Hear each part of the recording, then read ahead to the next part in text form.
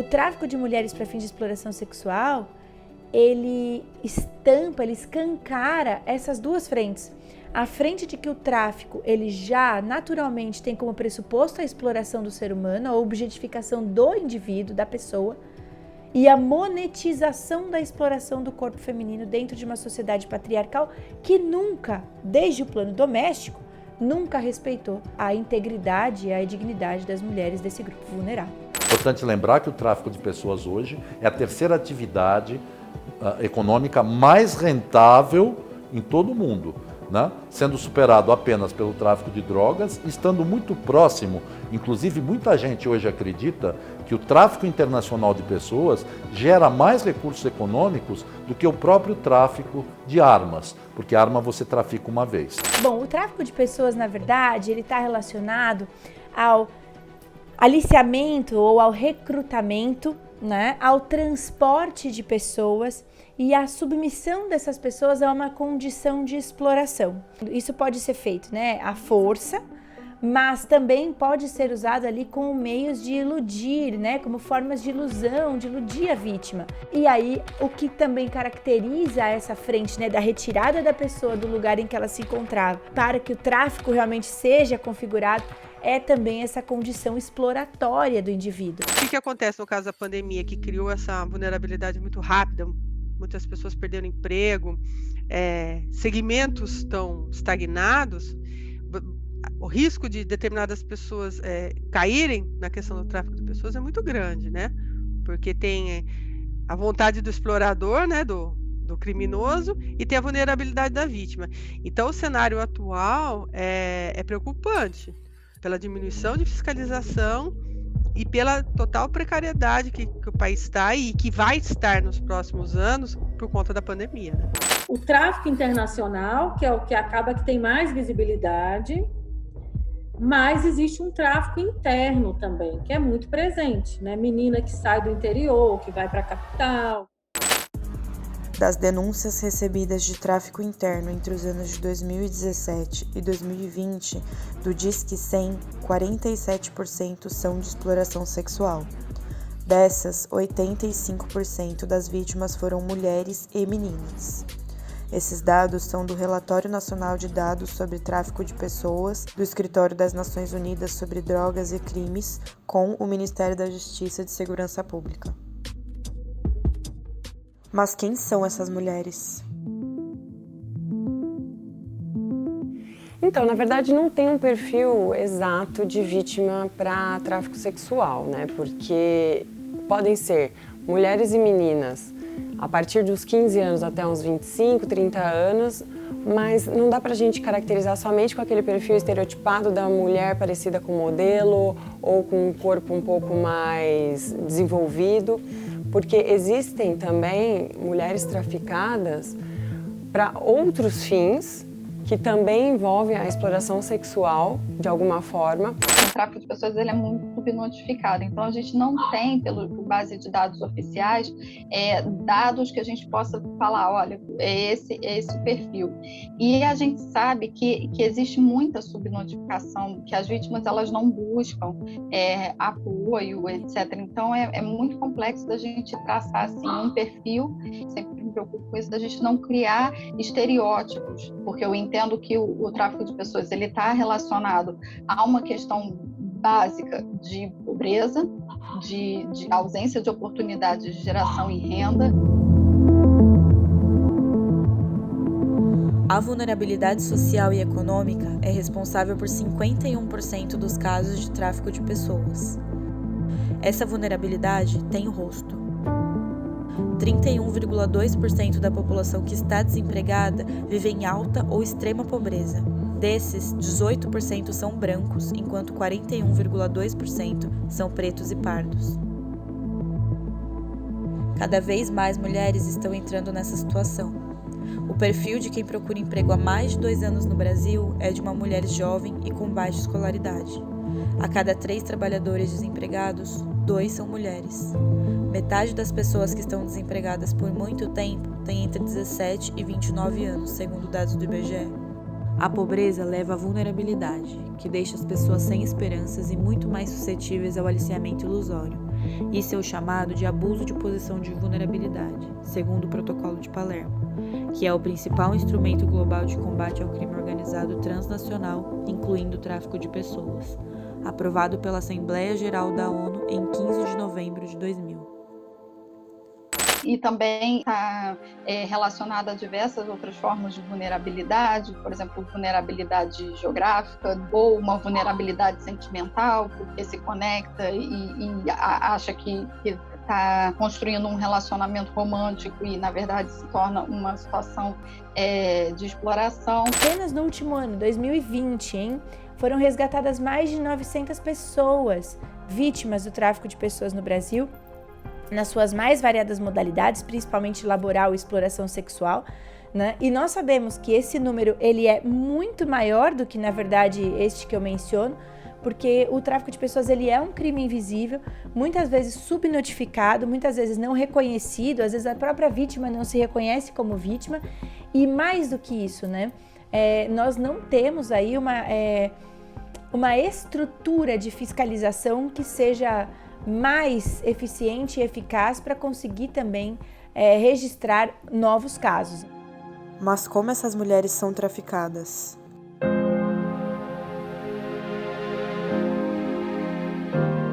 Normalmente, né, o ápice ali da cadeia criminosa sempre é formado pelos poderes de decisão sobre o crime, as pessoas que organizam toda a atividade criminosa.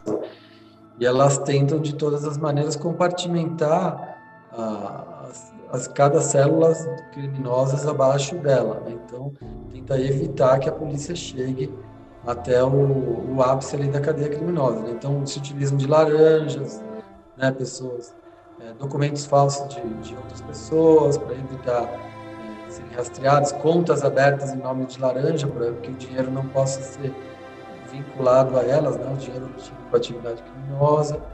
É o crime perfeito. Eles têm a rede muito bem estabelecida, eles conseguem ir nas pessoas que estão mais vulneráveis e desesperadas por ter uma vida melhor.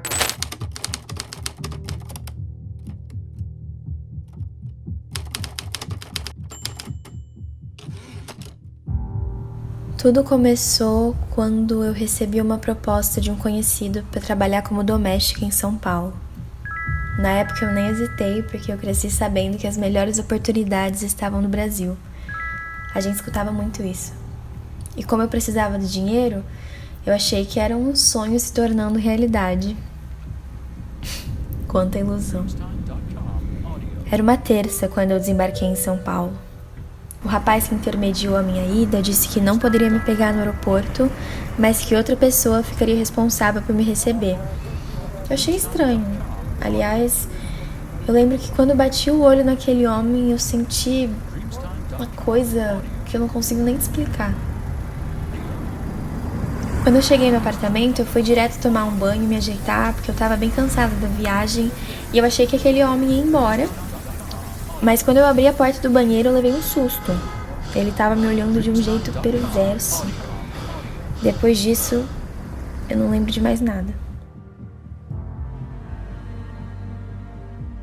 A psicóloga me disse que traumas fazem com que esqueçamos de alguns momentos. Isso durou uns 3 dias. Todas as minhas coisas tinham sumido, eu não conseguia entrar em contato com a minha família e depois eu só consigo me lembrar de uma mulher com cabelos pretos chegando. Ela não falou nada, apenas me deu uns papéis para assinar porque queriam que eu fosse mula de drogas. Ali ela tentou me fazer engolir à força algumas cápsulas, mas eu não consegui. E como castigo eles me bateram muito. Ter sobrevivido foi um milagre. Eu rezei tanto naquele momento que Deus realmente me ouviu. O telefone tocou na hora e eu consegui correr para a varanda para gritar por socorro. Na hora uma viatura passou e conseguiram me salvar. Eu poderia te dizer que aquele foi o fim, mas não foi. A rede de tráfico foi atrás de onde eu morava e metralharam a casa inteira. Eles queriam saber a todo custo em que lugar eu estava. A minha família teve que fugir para uma cidade pequena para preservar a vida.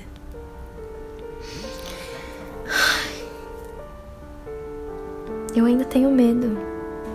Não gosto de ficar falando sobre isso. Acho que eu nunca vou me acostumar a viver dessa forma, sabe?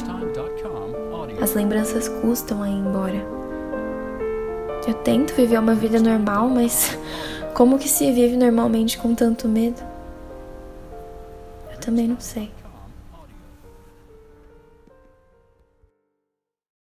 O perfil do aliciador é de uma pessoa, pode ser um homem, uma mulher, é de uma pessoa que consegue ganhar a confiança da pessoa, né, da vítima. Então é sempre um estelionatário, né, como a gente diz, uma pessoa que tem uma boa lábia, que consegue convencer a pessoa com histórias que não são verdadeiras, promessas falsas, né, uma pessoa sem escrúpulos, basicamente, né, que ela sabe que aquela pessoa vai ser explorada em graus muito perversos e não se importa com isso.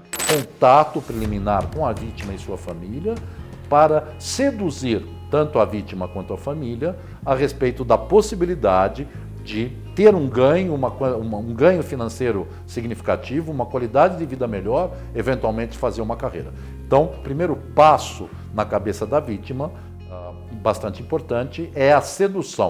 Aquela menina está num local onde ela é privada de boas condições de estudo, ela é privada de oportunidades de crescimento, ela é privada de uma série de outros direitos fundamentais que garantiria, né? Aí fala meninas, né? Que garantiria o seu pleno desenvolvimento enquanto cidadão.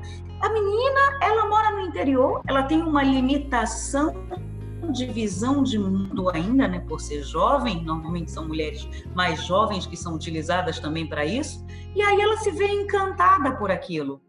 O que mais pesa é a questão financeira, né, prometer ela que vai ter muitos ganhos, a vaidade, né, de prometer que, sei lá, que a pessoa vai ser uma modelo famosa no exterior, vai para a Europa, vai seguir os passos ali da Gisele Bündchen e de outros modelos. Também promessas de ganhos muito elevados em euro, em dólares, né, muito mais do que ela poderia ganhar aqui no Brasil. Quando ela chegou no país, geralmente os traficantes tomam todos os seus documentos, porque ela acaba se transformando numa pessoa com os medos psicológicos de sair para a rua, de falar com alguém, de denunciar, porque ela não tem documento nenhum. E sem documento não existe. Então, pelo fato dela não existir, ela tampouco pode fazer as denúncias contra os traficantes. O Disque 100 registrou 176 denúncias de tráfico sexual interno entre os anos de 2017 e 2020. Porém, o órgão estima que o número de possíveis vítimas seja ainda maior, de 255. Isso ocorre pois muitos casos acabam ficando subnotificados. Mas por que essa mulher não denuncia?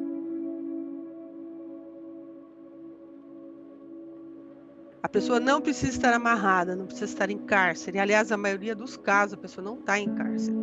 Porque a dominação é aqui dentro, entendeu? O seu explorador, ele domina você de uma maneira, ele não precisa trancar a porta para que você se sujeite a ele. Chega uma hora que a pessoa para e fala, nossa, agora eu estou entendendo o que está acontecendo comigo. E daí bate aquela revolta. Então, assim, é difícil para você romper essa relação mesmo de um parasitismo, né? De uma pessoa explorando a outra e a outra achando que é normal. Esses dados, se vocês forem procurar dados, vocês vão ver que eles quase não têm. A gente tem dados de abuso sexual, mas de exploração, né, que é o tráfico, o turismo sexual ali, a gente quase não tem. Por quê? Porque a nossa sociedade, ela é muito ainda pautada, né, nos valores machistas, né, no patriarcado, nessa perspectiva da mulher ter que ser submissa ao homem, tem que servir sexualmente ao homem, e isso é naturalizado. Então, se você passar na cidade, todo mundo sabe que em tal lugar da cidade tem ponto de exploração sexual, de prostituição, adulto, e que possivelmente terão meninas e até meninos.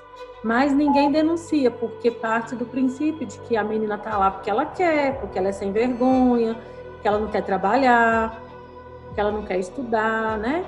Então, isso é muito presente no imaginário da nossa sociedade.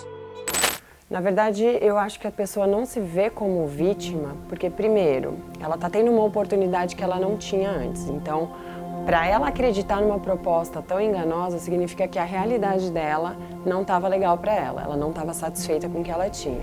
Então chega um discurso totalmente encantador, te fazendo promessas incríveis. Você cai, você acredita naquilo, porque você quer uma qualidade de vida melhor ou atingir seus sonhos e planos, independente do que seja, aonde seja. Mas o grande fato também da pessoa não se reconhecer como vítima é o desconhecimento do crime. Toma conhecimento desses casos anos e anos depois. Por exemplo, aconteceu uma situação quando a adolescente tinha 13 anos. E, inclusive, assim, muitos relatos a gente escuta. Ela falou, olha, inclusive a minha mãe me deu para uma senhora que morava em Manaus, para eu vir estudar. Só que quando chegou aqui, eu era responsável por todo o serviço doméstico. O dono da casa ainda tirou minha virgindade e eu era obrigada a fazer sexo com ele.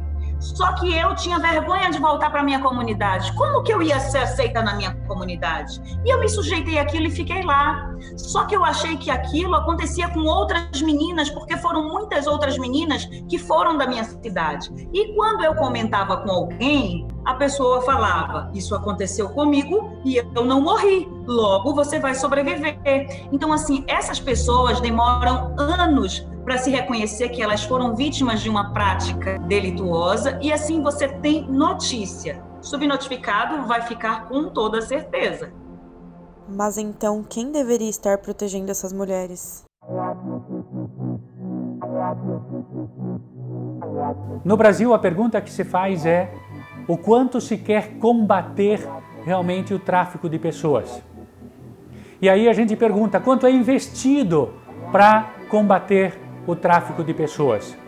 Se não temos recursos para combater o tráfico de pessoas, não temos profissionais preparados, investimento nesses profissionais para estudarem, entenderem as redes do tráfico, o tráfico vai continuar funcionando, o tráfico vai continuar existindo e o tráfico vai continuar sendo fortalecido. Como o Brasil lida com isso hoje, né? Então, com uma ideia de trabalho em rede, de uma rede integrada de enfrentamento ao tráfico de pessoas, justamente para que essas três frentes estejam ali em consonância. Então, o trabalho, por exemplo, realizado pela Polícia Federal, pelo Ministério da Justiça, né? Pelos próprios órgãos de frente trabalhista, o próprio Ministério Público do Trabalho, o MPT, né? Também realiza um trabalho nesse sentido de também fiscalização, né? Além disso, o Disque 100, o Disque 180, né? Quando trabalhamos com a frente de aeroportos, por exemplo, temos ali um trabalho conjunto feito pela sociedade civil, com órgãos nacionais, a própria Infraero também tem essa ingerência, né? Trabalhos também com empresas, por exemplo, falei aqui de aeroportos, pensando em companhias aéreas também precisam desenvolver esse tipo de trabalho para enfrentamento ao tráfico de pessoas, polícias rodoviárias, né? Polícia Rodoviária Federal, a Polícia Rodoviária dos Estados, né? Então, a ideia aqui é de um trabalho em rede, órgãos públicos, né? Órgãos privados, organizações da sociedade civil, organizações não governamentais, e esse trabalho em rede é o que vai auxiliar o cumprimento daqueles três pilares, né? Prevenção, responsabilização e proteção às vítimas. O Brasil tem tratados bilaterais com muitos países, né? E também multilaterais com quase todos, envolvendo o crime organizado. Então, o que acontece é que quando se identifica uma situação dessa, se inicia dentro da polícia um procedimento de cooperação internacional, né? Cooperação policial e jurídica internacional. Então, se estabelece contato com as forças policiais dos outros países, se estabelece o intercâmbio de informações e o intercâmbio de provas, visando desarticular aquela quadrilha e resgatar a vítima. O Brasil é um país de rota interna, externa e de passagem no tráfico sexual de mulheres. Aqui, as vítimas saem do interior dos estados em direção aos grandes centros urbanos. Já o tráfico internacional, o principal destino é a Europa, especialmente a Espanha, além da Ásia e os países da América do Sul, como Guiana Francesa e Suriname. O Brasil possui 241 rotas de tráfico humano, contabilizando 131 rotas internacionais e 110 domésticas. As regiões Norte e Nordeste são as com maior incidência. Enquanto no Norte foram mapeadas 76 rotas, o Nordeste possui 69. Enquanto o Centro-Oeste brasileiro possui 33 rotas, as regiões Sul e Sudeste têm 28 e 35, respectivamente. Muitas vezes as vítimas, elas se enxergam como vítimas, elas procuram esses órgãos e ainda assim há uma dificuldade, em alguns casos, de conseguir denunciar, né? Então, nós precisamos realmente de um trabalho que seja feito em rede, nós precisamos de dotação orçamentária para essas expedições de busca de situações, né, ali de tráfico de pessoas ou de condições análogas à escravidão ou de exploração sexual, um preparo dos agentes, e isso, quando a gente fala em preparo dos agentes, é realmente capacitação de agentes, por exemplo, atuando em fronteiras, né, é algo que também temos falhas. Não basta ver os órgãos, mas é importante que haja dotação orçamentária para esse fim, ponto 1. Um trabalho árduo, né? A gente precisa garantir o que a gente chama de atendimento, né? Psicossocial. Então, quando você vai pensar nisso, você tem que ter um suporte de atendimento psicológico mesmo, né? De psicoterapia ali, que ela vai poder aprofundar essas questões e trabalhar isso. Possibilidades de... É o que a gente chama de projeto de vida, né? A ótica desse governo agora, às vezes que a gente tentou ter interlocução com ele, é muito difícil, né? Fica no Ministério dos Direitos Humanos, que mantém a articulação dessa pauta. Aí eles veem só repressão. Então, para eles é só fazer operação, prender, tem que prender, tem que prender, tem que prender. E não tem muito essa lógica, né? De como é que a gente reconstrói essas possibilidades, né? Mas por que é tão difícil essa mulher contar o que ela passou?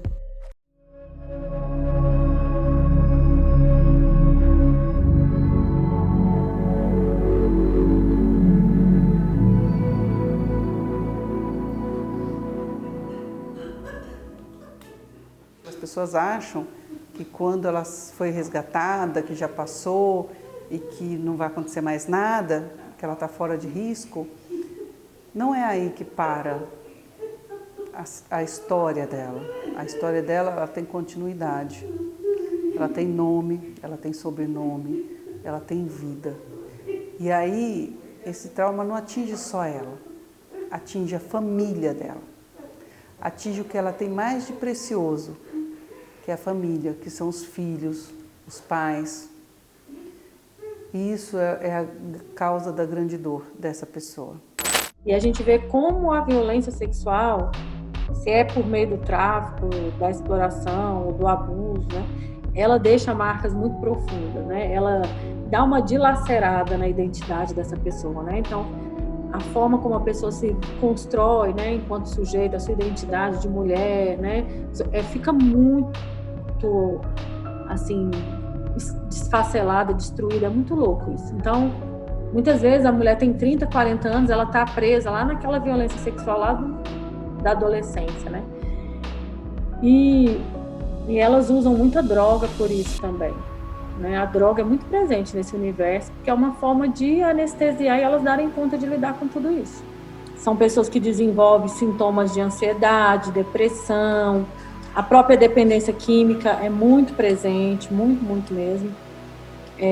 Transtornos, né, de uma forma geral, ligados à questão do sofrimento, né, psíquico é muito presente.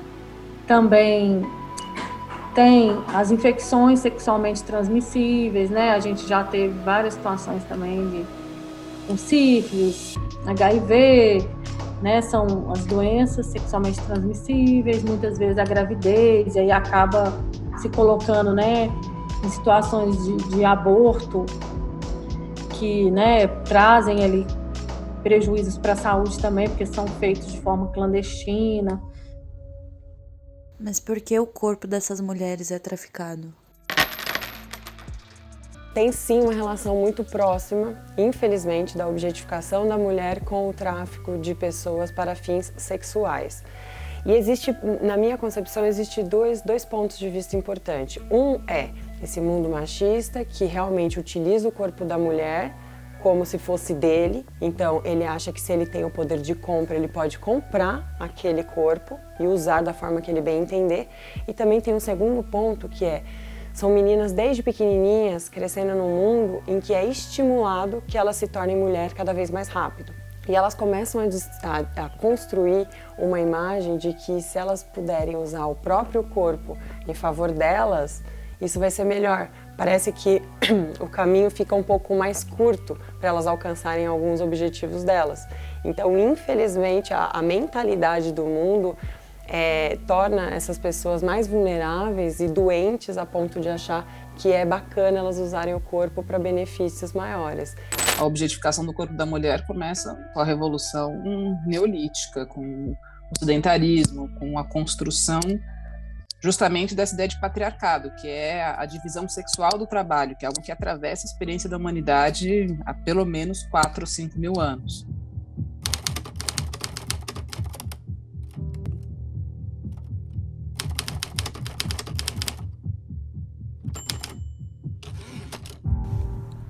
Minha mãe nunca me dizia o que fazer com os homens que apareciam lá. Isso eu aprendi sozinha. Mas ela sempre me falava: se atente a quem possa te levar para fora daqui. Ela falava muito sobre o mundo lá fora, mesmo eu não sabendo o que isso significava. Das poucas vezes que eu a vi sorrir, sabia que era culpa do pozinho que ela colocava no nariz. Enquanto ela se arrumava, me contava sobre essa casa de verdade. Falava que tinham lugares bonitos, que não eram sujos e que lá fora a gente poderia comer o que quisesse e dormir até mais tarde. A gente não precisaria ir para os quartos sozinhas com aqueles homens sem nome. Uma vez eu pedi o pozinho porque tudo doía, mas ela disse que não, que aquilo era só para quem era grande. Mulheres como a mamãe gemiam na TV. O sexo acontecia lá e também nos quartos. Eu via eles colocarem aquelas agulhas fininhas nos meus braços, pernas, e também via minha mãe. Eles arrancaram sua cabeça e a culpa foi minha por não ter cuidado dela. Depois de ver a cabeça dela rolando, eu fiquei sozinha no mundo. Não sozinha de verdade. Eu lembro das crianças que chegavam, das pernas fininhas como as que eu tinha quando eu era criança, das frentes despeitadas que não iam ficar assim por muito tempo. Esse, na verdade, era só o começo. Depois nós tínhamos compromisso toda vez que o sangue descia. Eu não entendo como o corpo pode crescer tão rápido. Os meninos sempre pareciam felizes em me ver, mesmo sem saber quem eu era. Depois que o leite caía dentro da gente, a gente tinha que descer correndo e limpar. Quando eu vi uma menina grávida, depois de uns meses eu vi o bebê dela sendo morto também. Foi pra ensinar, sabe? Pra não correr mais o risco. Traficar mulher sempre foi muito rentável, né? Ganhar dinheiro em cima do uso sexual sempre foi muito rentável. Então, eu não acho que agora não. Eu acho que, inclusive, hoje, com as sociedades democráticas, ainda você tem uma forma de repressão. Então, a exploração sexual é feminina pela própria sociedade que a gente vive. Né? O mundo é feito para explorar a mulher e, junto com a mulher, né, a criança.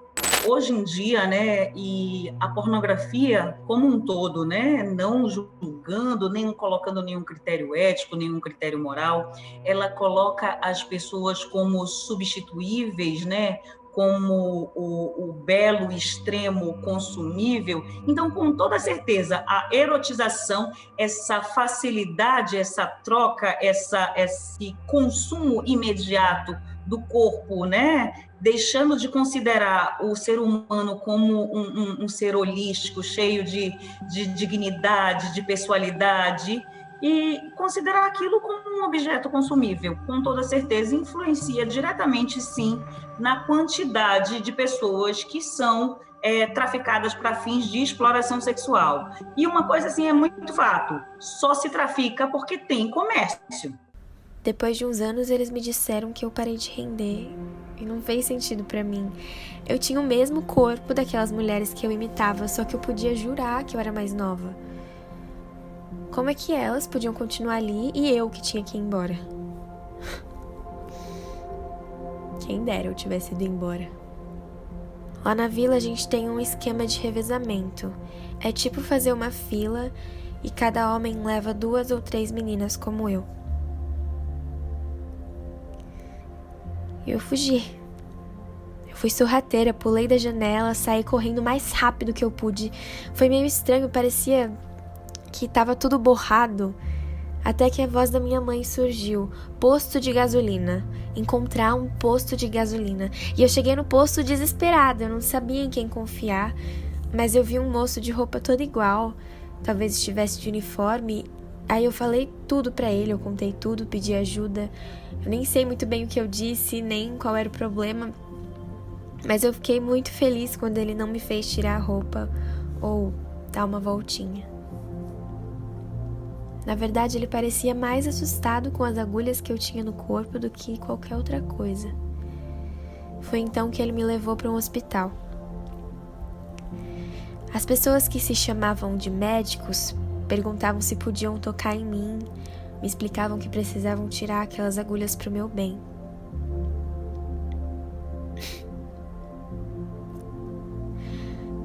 Ninguém nunca tinha pedido permissão para tocar em mim. E eu nem sabia que existiam outras pessoas que se importavam com o meu bem. Achei que era só minha mãe. Depois de cuidarem de mim e me limparem, começaram a fazer umas perguntas estranhas. Me questionavam quantas outras meninas como eu tinham na vila, onde ficava a vila, qual era a cor da casa que eu morava. Mas o que é cor? Como eu iria explicar que tinham outras como eu? Ninguém nunca me ensinou a contar, nem a ler. Diziam palavras como tráfico, prostituição, exploração sexual, ritual de bruxaria, vítima e várias outras coisas. Os policiais que apareceram insistiam em entender quantas crianças tinham lá. Como eu poderia explicar para eles que cada dia que se passava elas choravam menos? Como eu poderia contar se o corpo dessas crianças crescia cada vez mais rápido? No final das contas, acho que eu nunca nem soube o que é ser criança. Por que casos como este parecem mais ficção do que realidade? Eu acho que o grande problema não é falta de conteúdo. Na minha opinião, eu acho que é falta de diálogo a respeito. Quando você para pesquisar a respeito de tráfico de pessoas, seja ela qualquer modalidade, você tem uma gama de material e acessível aos diferentes tipos de público, ao diferente tipo de conhecimento que aquela pessoa vai ter. O que nós temos é uma descrença de que isso ocorre. As pessoas pensam que tráfico de pessoas é uma lenda urbana, que aquela menina, ela foi porque ela quis, ela se sujeita a uma situação de prostituição porque ela quer, porque ela é realmente uma prostitutinha, né? Então, assim, usando um termo muito pejorativo, quando que na realidade aquela menina está num local onde ela é privada de boas condições de estudo, ela é privada de oportunidades de crescimento, ela é privada de uma série de outros direitos fundamentais que garantiriam o seu pleno desenvolvimento enquanto cidadão, e ela se vê num engodo. Quando fala de tráfico de pessoas, muitas pessoas pensam naquela novela da Globo, A Salve Jorge, que foi de fato uma novela que trouxe, né, a problemática do tráfico de pessoas e que sensibilizou a sociedade em função disso. Há algumas matérias jornalísticas voltadas à temática do tráfico de pessoas, muitas vezes ainda, né, que espetacularizadas, mas a cobertura da mídia precisaria ser ali mais consistente, no sentido de ensinar a sociedade, de educar a sociedade para o fato de que todos podem ser vítimas desse crime. É que a mídia ela tem uma função específica, né? Porque ela não é um ator, por exemplo, previsto num plano nacional para enfrentamento do tráfico de pessoas, né? A mídia não é considerada um ator de enfrentamento, de combate ou mesmo de prevenção. No entanto, a mídia, como um ator que faz parte da sociedade, ela acaba cumprindo papéis, né? E assim como para outras questões relacionadas a direitos humanos, ela tem um papel importante de levar, de capilarizar um tema que tem relevância na agenda pública. E eu acho que falta, assim, sendo bastante clara, abordagem em relação à vítima. Quantas vezes chegou jornalista para mim, entrando em contato, você tem, assim, um personagem vítima de tráfico de pessoas? Eu falei, como assim um personagem? Isso aqui não é uma história, um conto de fadas, né, que tem uma bruxa e que teve uma vítima. Não tem personagem para eu te passar. A mídia peca por falta de informação técnica sobre sistemas que não são fáceis de entender e peca na hora de abordar a vítima em si. É um crime perfeito. Eles têm a rede muito bem estabelecida. Existe muita A gente subnotificação. tem como pressuposto a exploração do ser humano, a objetificação do indivíduo, da pessoa. A vontade do explorador, né, do criminoso, e tem a vulnerabilidade. E a monetização da exploração do corpo feminino. A droga é muito presente nesse universo. Formas de vulnerabilidade, por exemplo, sintomas de ansiedade, depressão. A dominação é aqui dentro. O seu precisa trancar a porta. Sífilis, HIV. O parasitismo, né? Justamente essa ideia de patriarcado, que é a laranjas. Se não temos recursos para combater um crime nem sempre visível. Falta de diálogo a respeito.